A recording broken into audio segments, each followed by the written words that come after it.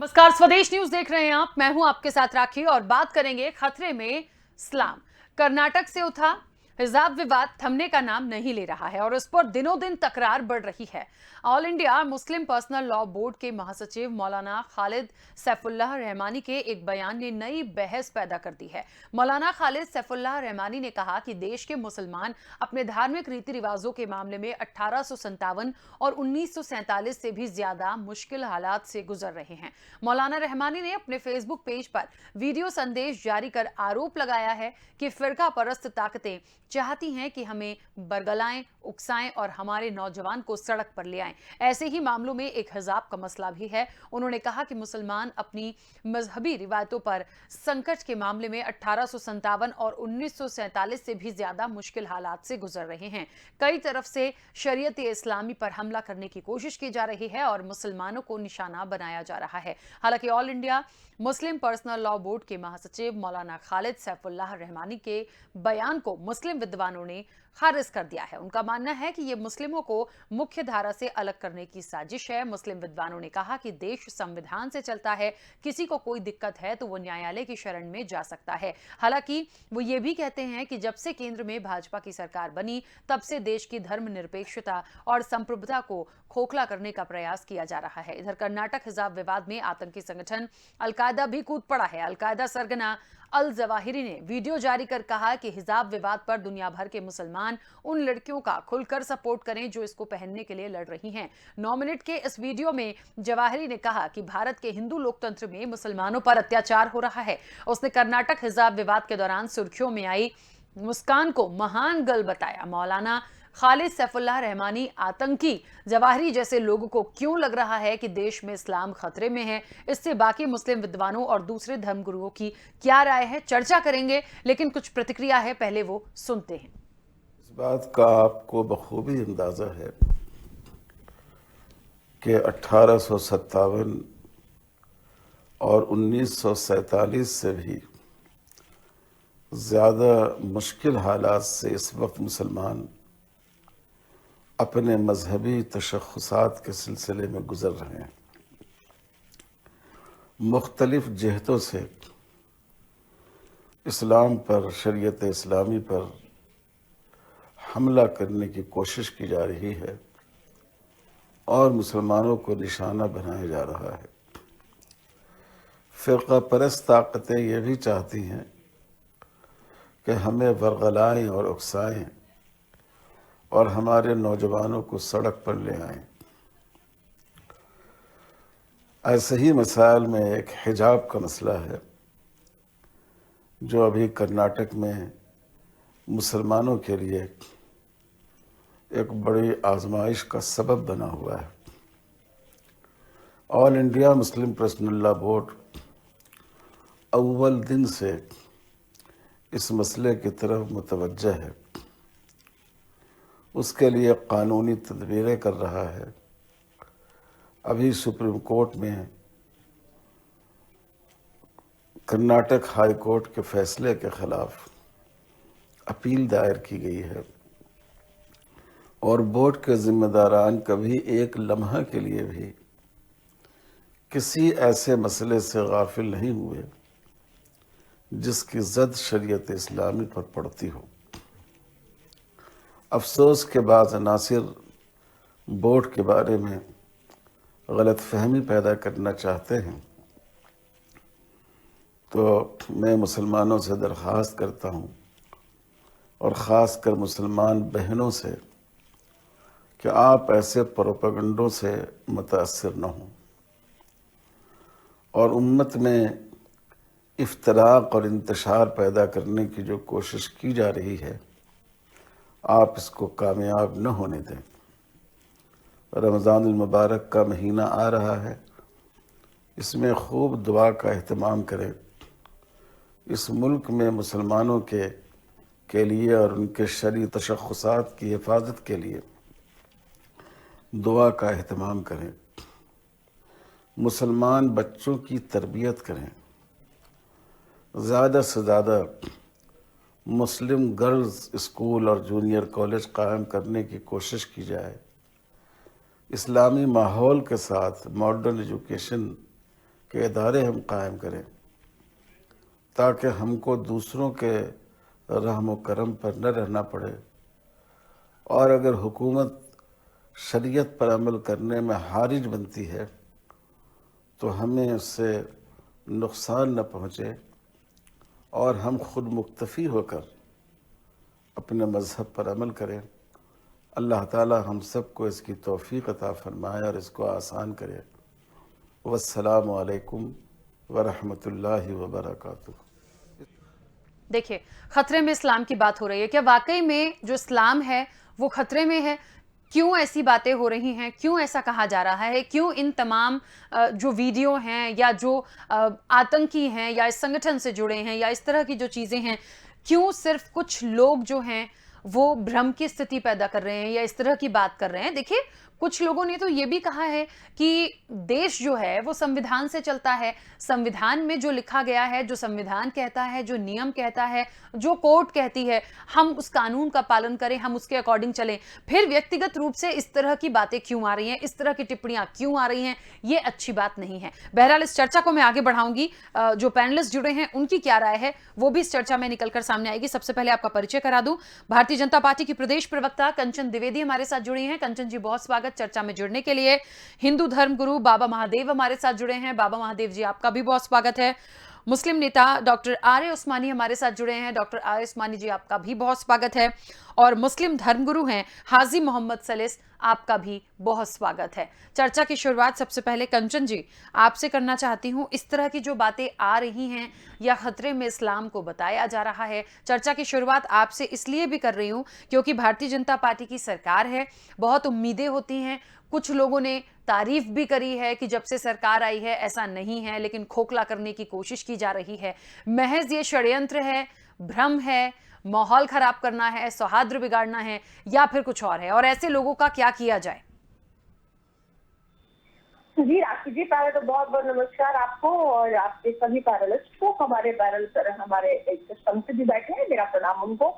और बात यही पर आती है ना कि राखी जी, जब जिस प्रकार से चीजें हो रही हैं और देखने को मिल रही हैं, तो खतरे में कौन है और किससे खतरे में है, ये सोचने वाली बात है। बाकी मैं तो कहूंगी, अभी बस आपकी डिबेट पर मुझे दो लाइनें याद आ गई और मैंने नोट भी किया कि ना तो इस्लाम खतरे में है, ना हिंदुस्तान खतरे में है, बस आतंक के आतंकियों की जान खतरे में है। और अगर आप उसमें से आते हैं कि आप आतंकी हैं और आतंक करने वाले हैं, तो बेशक आप खतरे में होंगे, क्योंकि होना भी चाहिए। हिंदुस्तान में किसी आतंकियों की और किसी भी प्रकार के उद्दंडियों की आवश्यकता नहीं है। और इसीलिए आदरणीय योगी जी ने उन सभी को सबक सिखाने के लिए वो कार्य शुरू कर दिए हैं जिसकी आवश्यकता थी। और वो सारे लोग प्लेट लेने करके अपनी गर्दनों में चिपका करके हमारे कर्मचारियों के अंदर, हमारे पुलिसकर्मियों के आगे आकर के समर्पण कर रहे हैं। तो वो लोग जरूर खतरे में, और होना भी चाहिए। तो वो खतरे में है, अगर आप उनमें से हैं तो आप जरूर खतरे में है। बाकी मैं कहूँ कि जो हमारा आम हिंदुस्तानी है, हिंदुस्तानी में चाहे वो मुस्लिम हो, चाहे वो हिंदुत्व को मानने वाले लोग हो, वो कहीं कोई खतरे में नहीं है। उन्हीं में से आते थे बाबा जो कि मुसलमान है,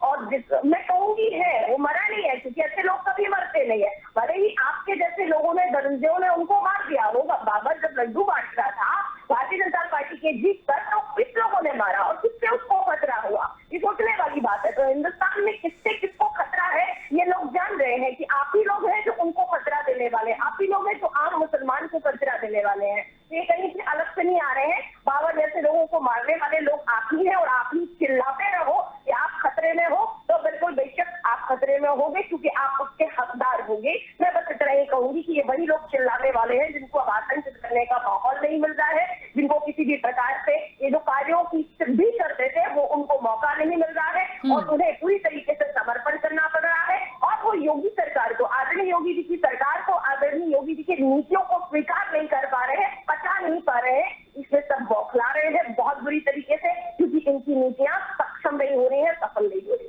ठीक है, हाजी मोहम्मद सलिस जी मुस्लिम धर्मगुरु हैं।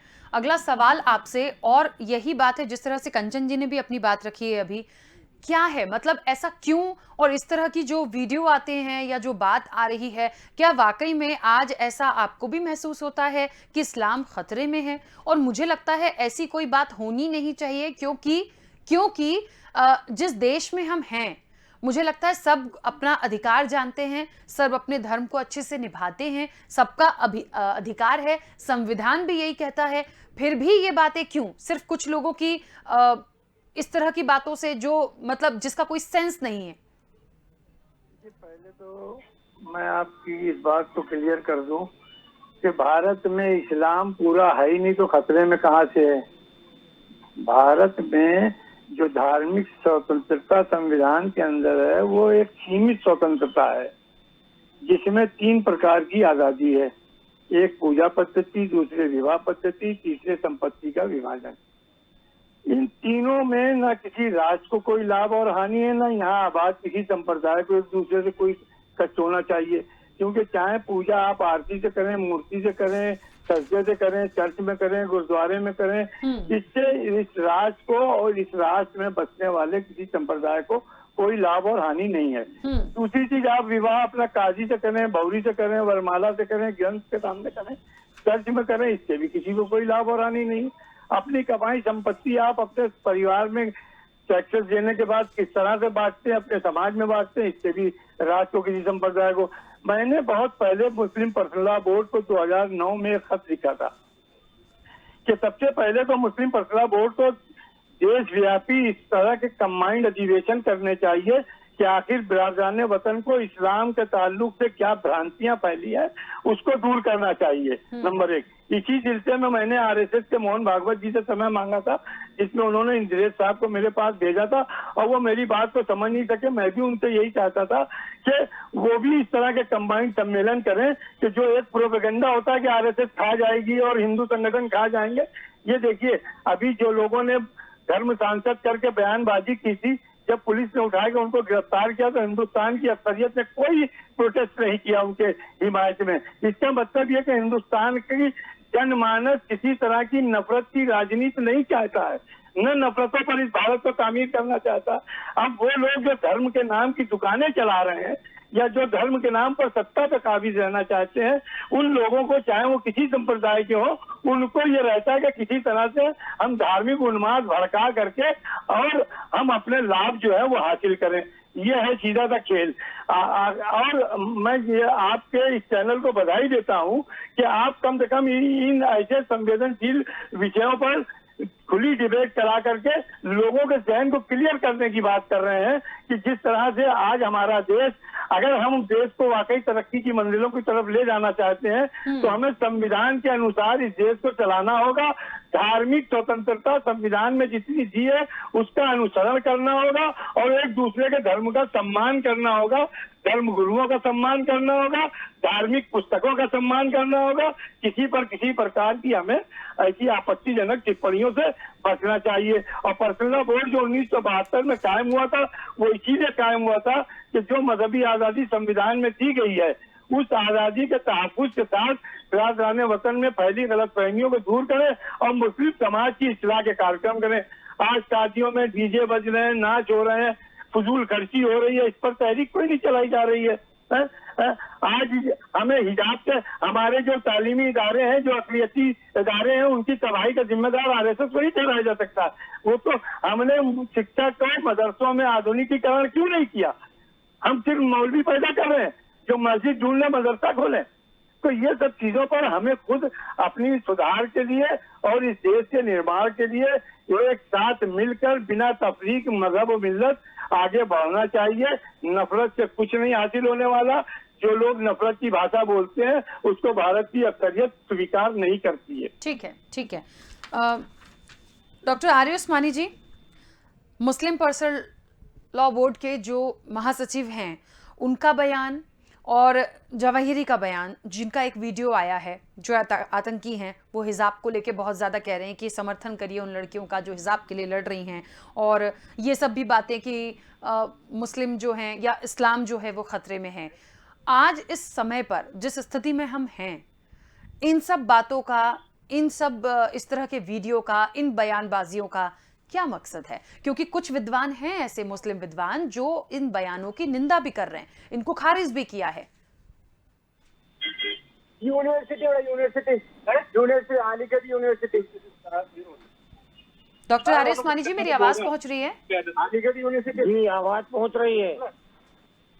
जी बोलिए, मेरा देखिए- सवाल सुना। देखिए, ये जो मुस्लिम पर्सनल लॉ बोर्ड का जो बयान आया है उनके महासचिव का, इसको हम लोग नहीं मानते हैं, हम्म क्योंकि ये लोग हमेशा ऐसे बयान देते हैं जिससे सांप्रदायिक उन्माद फैले, आपसी भाईचारा खत्म हो। हिंदुस्तान में इस्लाम को कोई खतरा नहीं है, क्योंकि हिंदुस्तान का जो संविधान है जिससे ये देश चलता है, उसमें जो सुविधाएं दी गई हैं, सारे जाति धर्मों के लोगों को वो सुविधाएं दी गई हैं।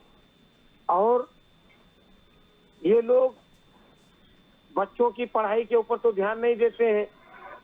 इनको बच्चों को पढ़ाने के लिए बड़े बड़े स्कूल और कॉलेज खोलने चाहिए, अच्छी शिक्षा देनी चाहिए, बच्चों को डॉक्टर और इंजीनियर बनाना चाहिए। वो काम तो ये लोग करते नहीं है। ये लोग हमेशा ऐसी बातें बोलते हैं जिससे आपसी भाईचारा खत्म हो, आपस में झगड़ा और फसाद हो। अभी आप देखिए कि रमजान का महीना शुरू हुआ है, ये आज 5वां रोजा है, और जैसे ही रमजान का चांद हुआ था, इस देश के प्रधानमंत्री श्री नरेंद्र मोदी ने पूरे देश के मुसलमानों को रमजान की मुबारकबाद दी।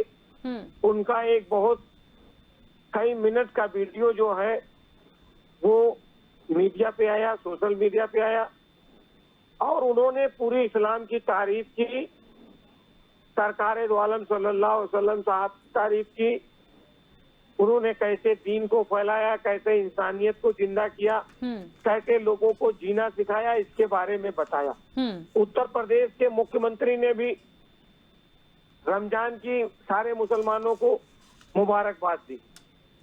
लेकिन ये लोग पता नहीं क्यों इस तरीके के जो है धार्मिक उन्माद फैलाने वाले बयान देते हैं। क्योंकि अगर कोई प्रॉब्लम है आपको, तो इस देश का सुप्रीम कोर्ट है, हाई कोर्ट है, अदालतें हैं, वो फैसला करती है, तो आप उसमें जाइए। और इस तरीके के बयान देने से कोई फायदा नहीं है, ना तो इस मुल्क की तरक्की होगी और ना उनकी खुद की तरक्की होगी। लेकिन ये लोग बयान दे करके जो है देश में सांप्रदायिक उन्माद फैलाना चाहते हैं, ठीक है, दंगे फसाद कराना चाहते हैं। आप याद करिए कि ये सरकार अभी 5 साल पीछे की सरकार चली है अभी उत्तर प्रदेश की, कोई उत्तर प्रदेश में दंगा और फसाद नहीं हुआ। और उससे पहले की 5 साल सरकार देख लीजिए कि मुजफ्फरनगर, शामली में दंगे होते रहे, 3-4 दिन तक गवर्नमेंट डिसीजन ही नहीं ले पाई कि क्या करना, सोती रही गवर्नमेंट। हिंदू और मुसलमान दोनों का कत्लेआम होता रहा, पलायन होता रहा, वो लोग भागते रहे और उनको कोई न्याय नहीं मिला। तो ये जो कह रहे हैं कि भारतीय जनता पार्टी की सरकारें और आरएसएस ये सब कर रही है, ऐसा नहीं है। ये देश संविधान से चलता है, ये देश कानून से चलता है। ठीक है, इस देश के रहने वाले शांतप्रिय लोग हैं। अभी आपने देखा कि जो सिया वक्फ बोर्ड के अध्यक्ष थे वो रिजवी, उन्होंने गलत बयान दिया, गलत काम किया, सरकार ने उनको जेल में डाल दिया और जेल में कैद है इस समय। एक कोई वो नंद है, स्वरूपानंद या कौन नंद है, उनका बयान आया, वो भी जेल गए। तो यहाँ का कानून जो मुसलमानों के साथ इस्तेमाल किया जाता है वही हिंदुओं के साथ इस्तेमाल किया जाता है, वही सिखों के साथ इस्तेमाल किया जाता है। ठीक है, इस चलिए, समाज के लोग भी बहुत ही मेहनती लोग हैं ठीक है, और इस देश को अनाज उत्पादन करके देते हैं। ठीक है उस्मानी जी, मैं आती हूँ वापस। ठीक है, थे सतवंत सिंह और बेअंत सिंह जिन्होंने इंदिरा गांधी की हत्या की थी, तो इस देश के कानून ने उनको भी फांसी की सजा, उनको भी फांसी पे चढ़ाने का काम किया। ठीक है, चलिए, तो इसलिए- बीच में रुक रही हूँ। ठीक है, ठीक है, वापस आती हूँ। बाबा महादेव जी, क्या है ये पूरा मसला? जिस तरह से प्रतिक्रियाएं, जिस तरह से बातें हैं, और ये सब अच्छी चीजें मुझे लगता है एक अच्छे मैसेज के तौर पर नहीं है देश के लिए। मैं सबको जय हिंद जय भारत करते हुए एक बात ये कहना चाहूंगा कि अभी एक बात कहा मैं बीजेपी की हमारी बहन ने, मैं उस बात से बहुत सहमत हूँ कि ना धर्म खतरे में है, ना हिंदुस्तान खतरे में है, आतंकियों का आतंकवाद खतरे में है। तो बात दरअसल है कि अभी हमारे भाई लोग मोहम्मद सलीम जी और हमारे अभी जो बोल रहे थे भाई बहुत अच्छी बात कह रहे थे, मुझे अच्छा लगा, ऐसी बात नहीं है।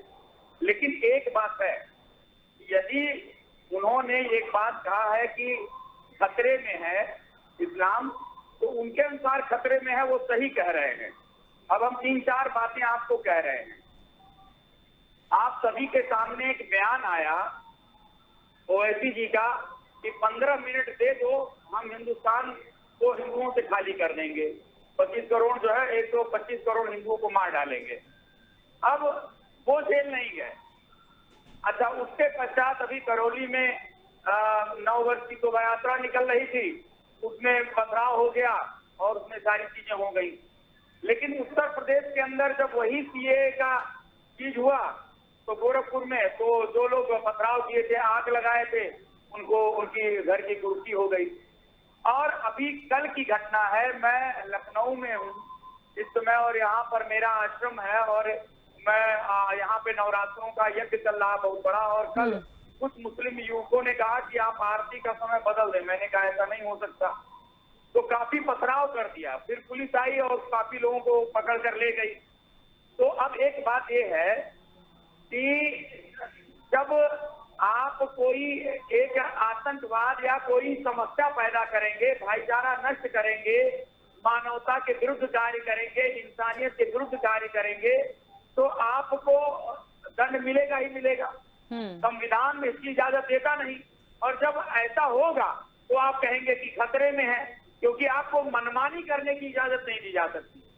अब कुछ लोग चाहते हैं कि इस्लाम में एक बात कुरान में कहा जाता है कि काफिर है, और वो वसीम रिजवी ने कहा, सबने स्वीकार किया है, हमारे बहुत विद्वान है इस्लामिक जाकिर नायक, उन्होंने कहा कि जब रमजान खत्म हो और पवित्र दिन खत्म हो तो घात लगा कर बैठो और काफिरों का कत्ल करो।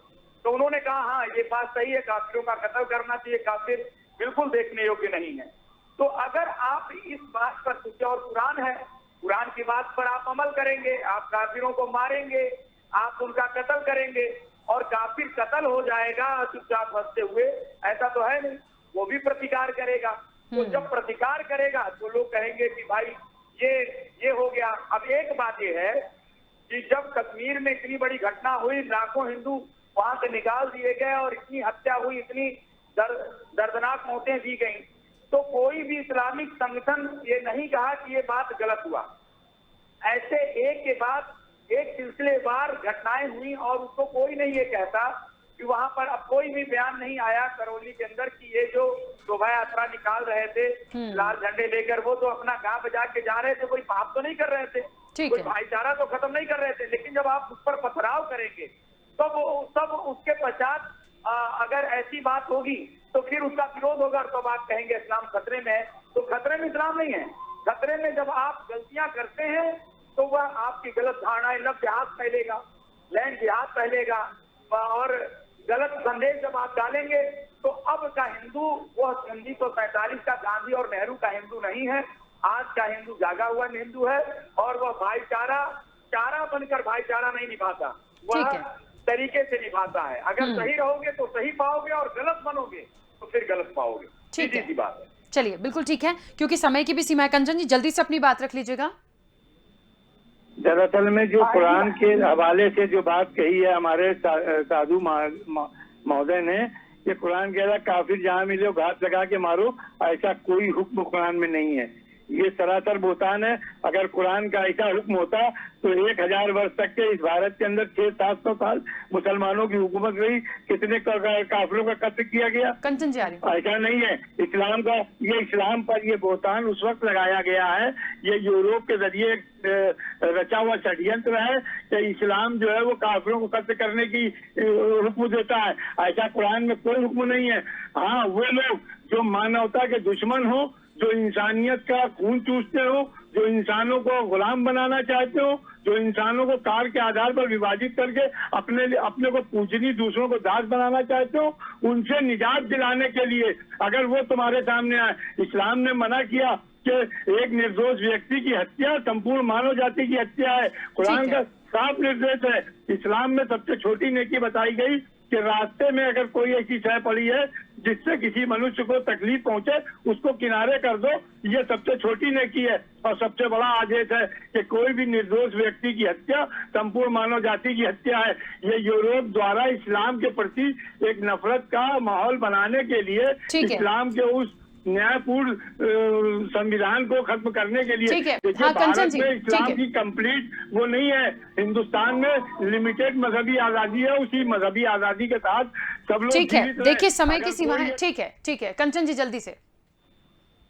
जी बिल्कुल सही कह रहे हैं हमारे मौलाना जो बोल रहे हैं, बिल्कुल ठीक कह रहे हैं। इस्लाम में ऐसा कुछ भी नहीं है तो उसको लिखा दे। लेकिन हाँ, मैं कह सकती हूँ जो थोड़ा बहुत मिक्सिंग हो गई है, जो ऐसे लोग हैं जिनको यही सब पसंद था उसमें मिक्सिंग कर दी गई है, और उसी वजह से ये जो चल रहा है कत्लेआम चल रहा है, और उसमें ये काफिर वगैरह वगैरह लिया गया है, ये सब वहाँ से आता है। इस्लाम बहुत पवित्र ग्रंथ है, धर्म है, और उसमें जो कुरान है वो बहुत पवित्र ग्रंथ है। उसमें ऐसा कुछ नहीं है। जो हमारी रामचरित मानस में लिखा है वही उसमें लिखा हुआ है। और हम लोग वो लोग हैं जो सर्वमम प्रिय सबमम उपजाए सबसे अधिक मनुज मदाए। हमारे लिए सब कुछ बराबर है, सब धर्म बराबर है। इसीलिए हमारे देश ने तो हमेशा से ये स्वीकार किया है ना, हमारे यहाँ सब एक साथ रहेंगे। कोई भी ऐसा नहीं है, हम ही ने ये स्वीकार किया कि हम सब 4-5 लोग मिलकर के वो कार्य करेंगे जिससे कि देश कार्य तो हो सके, हम सब मिल करके रहेंगे। तो ये तो ये देश की हमेशा से परंपरा रही है ना। यहाँ कोई खतरे वतरे में नहीं है, यहाँ सभी लोग बराबर से रह रहे हैं और पूरा हिंदुस्तान प्रेम से रह रहा। हाँ, वैसे लोग जरूर खतरे में है जो लोग आज गोरखपुर में जाकर के गोरखनाथ मंदिर पर हमला कर रहे हैं, वो लोग खतरे में। अब मुझे यहाँ समझ नहीं आता कि खतरा किसको कहा जाएगा। जो लोग ऐसा काम कर रहे हैं वो लोग खतरे में है। अमरोहा में जाकर के आप दरगाह में आग लगा देते हैं, इतने लोग मर जा रहे हैं, वो लोग खतरे में है। कि जो लगाने वाले हैं आग वो लोग खतरे में है। बस यही हमारी जनता को समझने की आवश्यकता है। चलिए, क्योंकि समय की सीमा है, आप सभी का बहुत शुक्रिया इस चर्चा में जुड़ने के लिए। देखिए, खतरे में इस्लाम कहा जा रहा था, बहुत स्पष्ट रूप से सभी जो पैनलिस्ट है उनने अपनी राय रखी है कि खतरे में इस्लाम नहीं है और कभी हो भी नहीं सकता। वो लोग जरूर खतरे में हैं जो ऐसी सोच रखते हैं, जो ऐसा कृत्य करते हैं, जो एक आतंकवादी माइंड है या आतंकवादी संगठनों से जुड़े हैं, जो सौहार्द को बिगाड़ना चाहते हैं, वो जरूर खतरे में हैं। और उनका खतरे में होना लाजमी भी है, क्योंकि आप सौहार्द बिगाड़ेंगे तो निश्चित तौर पर आपको उसका रिटर्न मिलेगा। अन्यथा सब कुछ जो कुरान में भी लिखा है वो भी बिल्कुल सही है। कहीं किसी पर कोई आक्षेप की बात ही नहीं है। चर्चा में इतना ही, दीजिए इजाजत, नमस्कार।